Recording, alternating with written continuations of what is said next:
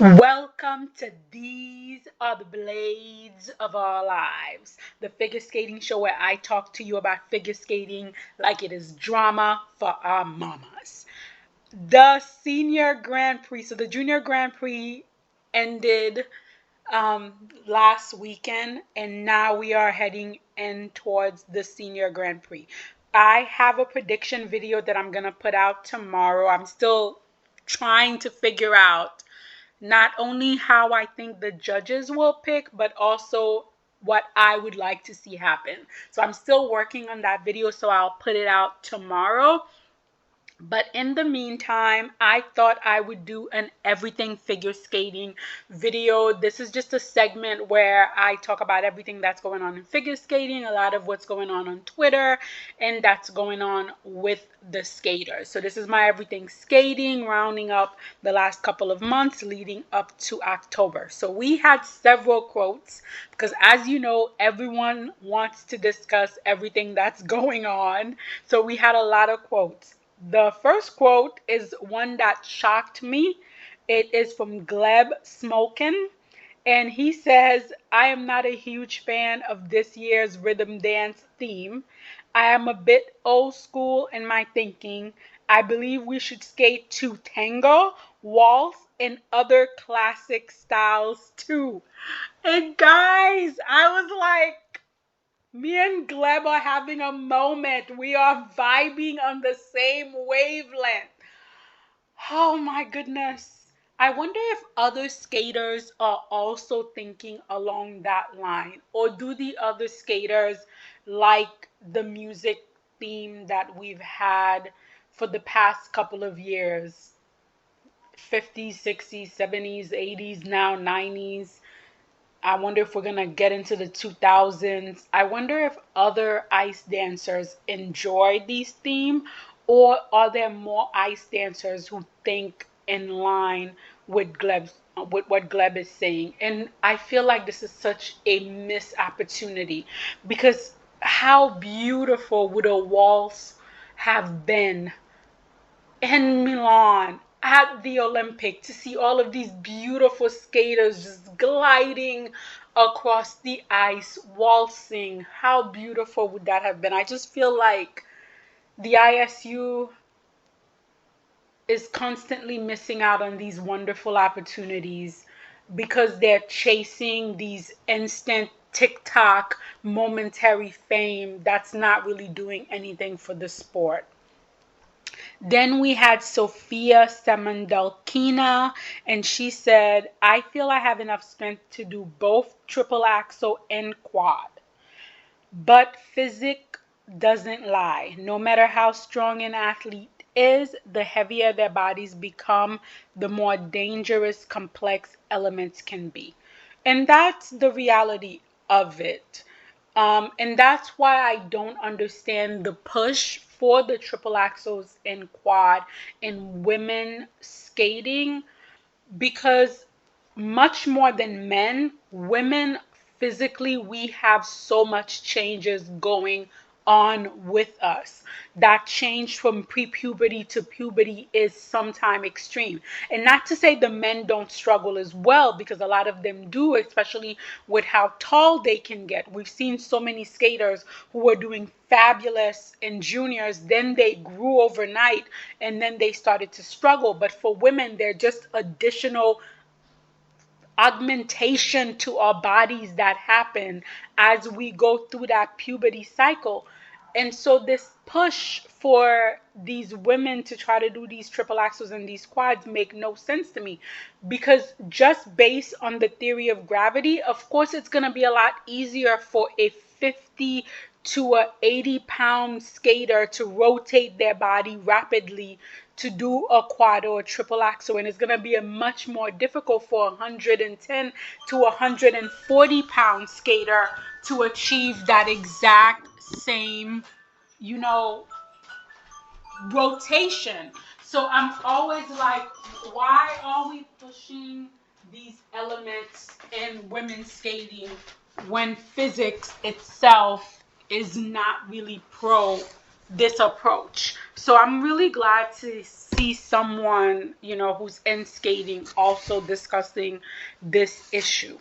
Now, we had a leak video, I think, of one of the training session for Maya Shibatani and Alex Shibatani. And in the video, Alex was just berating Maya in the video. And of course, everyone had their say about the situation. And the Russians also had to share their 2 cents.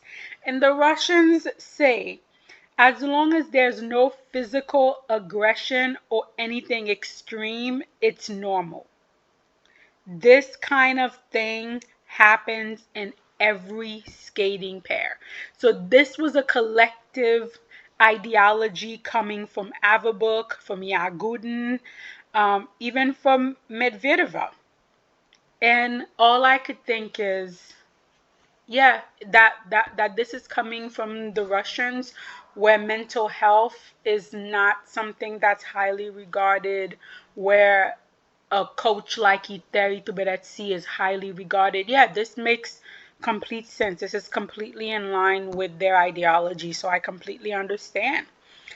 Malasada, one of my favorite all-time skaters, is now transitioning into becoming a coach, which I just think is fabulous because I feel like Maustada had such a rich, beautiful career that she, as a coach, will have so much to share with her students, with her athlete. And Mao said, for the next chapter of my life, as always, I will give 130% effort. Results take time, so I want to focus on the long term and do everything I can to support my students in achieving their goals and dreams. Oh, please, please, Mao, be a good coach, be a kind coach, be a generous coach. You know, share the journey with your students with the understanding that everything is going to lead to the top of the podium, but that the journey could be just as wonderful as the result. That's what I'm hoping. We also had several quotes from Kaori Sakamoto. So first she said, I finished second at Worlds, which was frustrating, but it reignited the chasing mindset that I had at the beginning of my career. In that sense, this was an invaluable experience. What I took this as meaning is, oh, heifer, y'all think I'm just gonna take this lying down? I will see you guys at the Olympic. That was my interpretation of what Kaori had to say. And then she also goes on to say, as the end draws closer with every moment, I want to perform in a way that I can say I gave everything in every competition. I want each performance to feel like I left it all on the ice. Again, as we all know, this is going to be her last season. She is retiring after the Olympic concludes. And I feel like she's saying, Heffords, if you guys want this Olympic title, you're gonna have to take it from my cold, dead hand, because I am gonna throw down on the ice. I love this. It's a sport. I love the competitive spirit. And then lastly, just to wrap up Kaori's mental state, she said, I've realized that I've been too relaxed in my training sessions during the off season. It's like I was Rapunzel, secluded and unaware of the outside world.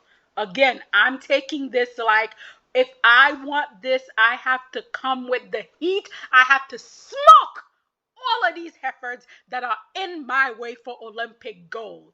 This is my interpretation of what Kaori Sakamoto is sending to her competitors. I could be wrong, but that's the feeling I'm getting.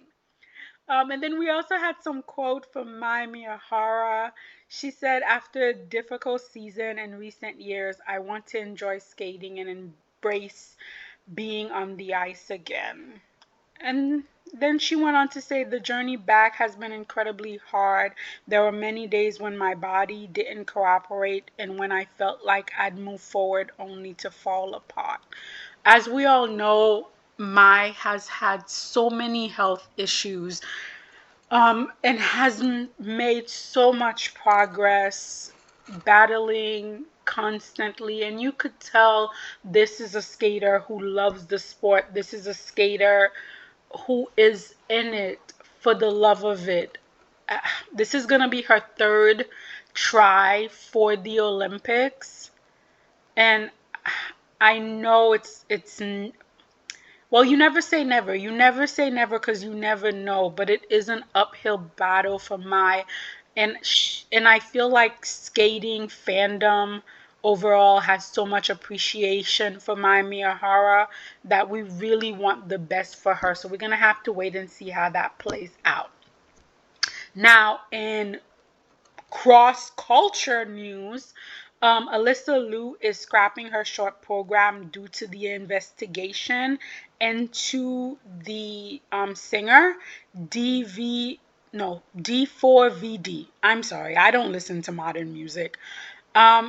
Who is one of the artists on the song in the short program. So now she's trying to figure out, they're brainstorming. They're trying to maybe bring back an old short program, and I'm wondering which short program they would bring back if they do bring back one of her old short program. I'm curious, are they gonna just do something completely new? But as I'm sure everyone knows, the singer is involved in a murder case in which a young woman was found in the trunk of his car, murdered. Yeah, it's very, oh my God, so much just pain in the world that you just have to take a moment. Tara Passad withdrew from the Olympic qualifier due to the fact that she's still recovering from a back injury. And with that, it means that we will not see her at the Olympics. I am a big fan of Tara. Her growth from junior to senior was really impressive. The Junior Grand Prix series is so important because we get to discover skaters like Tara who come from like non-skating federation, and we can slowly watch them grow. She's so musically, she's so expressive. Yes, she doesn't have the technical arsenal of a lot of the skaters that she's competing with, but she's always such a joy to watch. Um, I heard that Denis Vasiliev had to withdraw from the NHK Trophy because there were issues with the Latvian Federation not providing him proper financial support. Latvia, what are we doing? Listen, I was prepared to get on a plane and go knock on the president of the federation's door like, what are you doing? What are we doing? Can we please get our act together? Why are so many of these federations such a hot, unnecessary mess? I hope the financial situation for Dennis gets resolved. I really don't want this to impact him, especially being the Olympic season. I just want him to have a great year. Like, why are the skating deities doing all this? Then, as if I wasn't stressed enough, Ilya Melanin really revealed he was considering adding a quint jump at the Lombardia Trophy. Why? But he opted not, as he didn't practice them regularly this summer. Why are we doing, why? We need his hip, his knees, his back, his thighs to all make it to the Olympic in one piece. It's it's stressful enough with the back flip, but now this, why? Can we not play it safe and healthy for the Olympics? Can his team not go in and be like, let's stop this nonsense? Oh my God. Oh my God. And then Anisina, the one and only Russian, the one and only, had this to say in regard to Baudry and Cizeron forming a new pair. If the French judging panel is strong, then Cizeron has a chance if they skate well. She does have potential. She's more expressive, more emotional than Papadakis, but she needs to lose weight. This is for Laurence Fournier Baudry. Only the Russians can make you sympathize with Laurence Fournier Baudry. Lose weight where? Where is this woman going to lose the weight from? Where? This woman literally has less than 10% of body fat. Where would you like her to lose weight from? The Russian weight issue is just deeply embedded in their figure skating and gymnastics and rhythmic gymnastics culture that I don't even know what to say. And also, if anyone knows how to put together a strong judging panel to get the job done, it would be the Russians. So maybe the French should really listen to her when she says a strong French judging panel. And then we had Mona Shiba. She said, the real season begins now. True strength is being able to deliver under pressure. That's what I'll focus on as I move forward. Again, to me, this is another skater that is throwing down the gauntlet and she's saying, I'm getting a medal at this Olympic and I'm going to get the mental fortitude to get it done. If you heifers want it, come and get it because I'm not giving it up easily. This is the vibes that I'm getting from the Japanese women. Like cutthroat killer is what I'm getting from these adorable Japanese women. We're going to have to wait and see. And then poor Cheon Kim, she said, everything seems to go against me, including external circumstances. So this is her reflection on her roller coaster season for, last season. And I could understand that. The poor girl got into a car accident. It was a hard season for Cheon Kim last season. And it did seem like, her federation overcompeted her. Then she got into a car accident. Oh, Cheon, don't worry. I will light an extra candle for you. We also had some positive news in terms of several citizenship. So Vladimir Kolesnik got his U.S. citizenship. Nikita Volodin has received his German citizenship. Thank goodness, because they're all possible. Well, not Nikita. Nikita is going to the Olympic, but Vladimir is a possible Olympic contender. And then we also had Tim Dik and Asaf Kazanov. They were both granted Spanish citizenship, which is great news because now Spain has 2 spots and both of their ice dance teams are going to the Olympic. That's just fabulous. We also have more women getting on that retirement bandwagon. So Anastasia Gabanova said, I don't want to make any promises, but most likely this will be my last season in the sport. Oh my God, I do honestly feel like we are going to lose an entire generation after this Olympic, which is understandable.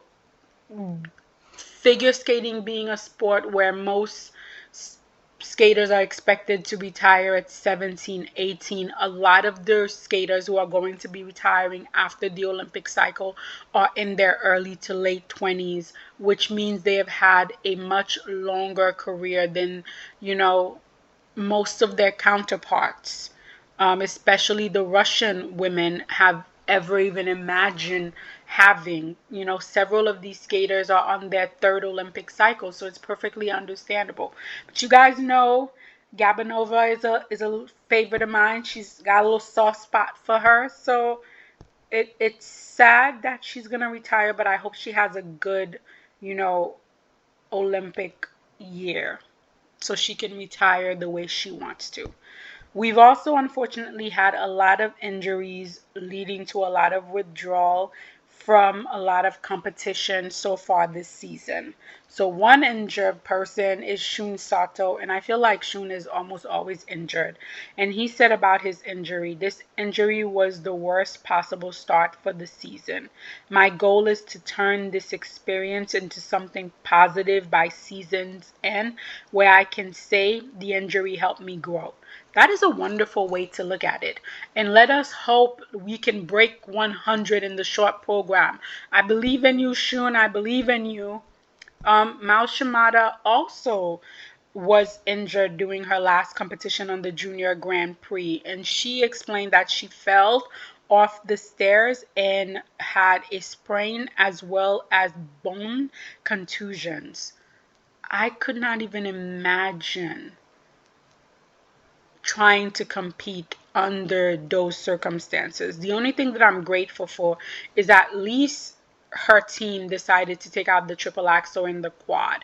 And now she has, like, I guess a month, 2 months to kind of recuperate, get herself back together before the Junior Grand Prix final. I hope they really give her the time that she needs to heal. Sota Yamamoto stated, I've developed a herniated disc. The situation is worsening. Oh my God. So he is pulling out of some of his Challenger series. I feel like poor Sota. It just seems like he can't get a break. I think this is the second Olympic cycle where he has been injured. So just your heart just goes out to all of these skaters. And then Noah Lafanara also is injured. He got injured before the Lombardia Trophy, so he is recovering and moving forward, but we don't know when we'll next see him in competition. This is, oh my goodness, this is just a nightmare, and it just kept getting worse. Lucas Bassard, he withdrew from Skate Canada, and the first thing I thought was, why must the skating deities torture me? I honestly thought that Lucas could be a contender for that third Olympic spot for the U.S. men. Then Camden Pulkkinen also had to withdraw from not only his senior Bs, but he also had to withdraw from his Grand Prix. He's dealing with a back injury, and his team just made the decision, which personally I feel like is a great decision.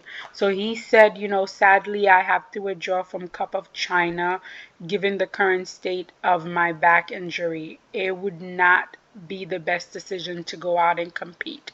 My heart shattered to be withdrawing from multiple competitions this season, but I'm thankful for the continuous support. Again, these skaters, their bodies go through so much mentally, they go through so much physically, they just go through so much, and all of them go through all of this in the hope of making it to the Olympic, and then for the Olympic to be so close, and they're dealing with this. Nina Petrokina says she is taking a short break from competition while she goes through some medical treatment recommended by doctors. So because of that, she withdrew from her Grand Prix. Again, just so many skaters, so much devastation. We continue on to Ekaterina Ganesh and Dmitry Shegerev. They had to end their partnership because Dmitry he suffered with injuries all last season. So they were competing all last season, and Dmitry was injured, and so because they could not continue because of his injury, they ended their partnership, and he is currently coaching. And then it just kept getting worse because then Lucas Boussard also had to withdraw from his second Grand Prix event, which is Finlandia. So I'm gonna assume that he's probably gonna be out for most, if not all, of the season. And then Wakaba Higuchi also withdrew from the 2025 Triletti Trophy after experiencing foot pain. Her team is saying that her withdrawal was a precautionary measure because she had not been feeling well since the official. She had not been feeling well, and they just felt like this is the best step for them to take. Why? Why, skating deities? Why are you guys playing with me? But that's not even the worst of it, because Kimi Rippon had to withdraw from both of her Grand Prix events. So she was scheduled to compete at the Cup of China and then the NHK Trophy. She is now withdrawing from both of these events. I've checked on skating Twitter. I don't see any confirmation as to why she had to withdraw. So right now we don't know. All I can do is, send her prayers and hope everything is okay. But is this Olympic cycle curse? Like, what is going on with this Olympic cycle? I just don't know. But I don't want to end this video on such negative news. So let's end it on some happy news. Two happy news to be exact. First off, this was a very profitable season for Misha G. He was in the money. He choreographed for everybody and their mama. He choreographed for Yu Young. He choreographed for Hyen Lee. He choreographed for Yuna Aoki. He choreographed for Kazuki Tomono. He choreographed for Tomoki Hiwatashi. He was just like a choreography for you, a choreography for you. He was making his money, and I'm all about that. Get your money, Misha. Get your money. And then we also have the news of a new pairing of Rika Kihara and Shungo Nishiwama as an ice dance pair. I will be honest, guys. I did not see this at all. This was not in my bingo card. This was not something that I could have imagined. This was not something that if you had told me this would have happened, I would have said you lie. But from the videos and snippet that we have seen on Instagram, it seems like it's working. It seems like Japan is definitely trying to get themselves that team medal. And the one area where they are struggling is ice dance. And so they're definitely trying to build up their ice dance program. And I am so happy because this was a skater who had such a promising, wonderful career. And that career, unfortunately, due to injury, could not continue. But I did not want figure skating to lose such a wonderful skater. And this transition into another discipline just means we won't lose this wonderful skater. Like, oh my God. Oh my God. Like,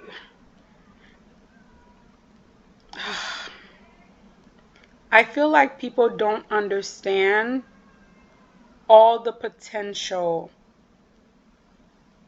that Rika had.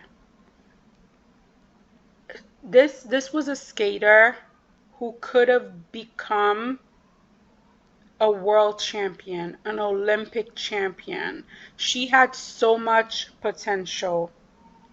And unfortunately, she didn't, and I want to blame her coach for a lot of it, but I'll leave that alone. But unfortunately, things didn't work out for her. But the because we had Daisuke Takahashi take that step, going from being, such an Olympic level, world level skater, single male skater, and then transitioning into ice dance. Because we had him take that step, he opened up the door so that now Rika can walk through that door. And that's why I was such a humongous, you guys remember, I was such a humongous fan of Daisuke Takahashi transitioning to ice dance. Because this is what we need in the sport, is for these skaters to not lose hope, for these skaters to not give up, but for them to come back and continue to participate in the sport that they love, even if one discipline closes the door for them, another discipline can open the door. This news brought me so much happiness, and I cannot wait to see how this team grows. But anyhow, this was everything figure skating for the month of October, just summarizing everything that's been going on in figure skating that I wanted to share with you guys. If I've missed anything or you guys want me to know of anything that's going on in figure skating, let me know in the comments.